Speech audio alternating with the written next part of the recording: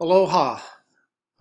This is David, and I'm going to be going through first of the um, the first of the 12 chapters of Making China Modern, the Age of Glory, and we're talking about the era, the time period from 1644 to 1800. So I'm going to start this slideshow, and I'm going to be walking you through the slideshow as we go. So in during the Qing dynasty, the market institutions were deeply integrated into the world's economy through trade, a lot of trade. The Chinese Empire was the dominant power in East Asia. However, China was experiencing enormous environmental problems that we talked about in the geography section. China's geography was highly diverse, and the Yangtze River was the world's third largest river. Third largest river. North China winters were cold and dry. South China was subtropical with ample rain and hot temperatures. And here's a map of of China during the Qing dynasty. Okay.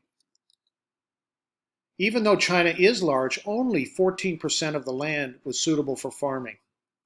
North China farmed wheat, millet, barley, and soy. South China farmed rice. China's land mass is roughly the same as the USA. China has a wealth of mineral deposits, third in the world in total reserves, one of the largest coal reserves in the world.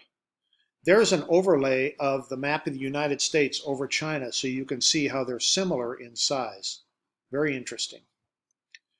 The Qing Empire harnessed nature to facilitate growth and wealth.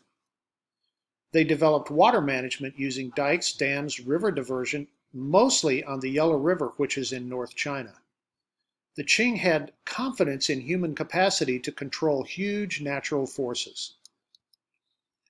So the population exploded from 70 million in the year 1400 to 500 million in 1930 to 1.3 billion today, and some estimates are that it is at 1.4 billion. All agricultural land was developed by the late Qing period. All land that could be used for agriculture was already developed. Agriculture characterized by intense labor and no farm animals were used. So here's an example of terraced agriculture. These are rice paddies on the side of a mountain. Here are workers planting rice in a rice paddy. Very intense labor. This is tea grown on the side of a mountain. Can you believe it?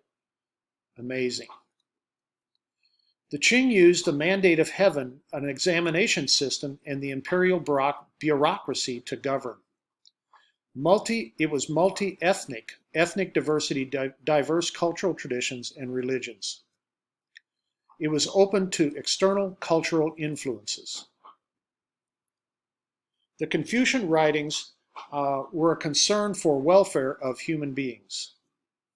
Government problems were understood on cultural religious terms.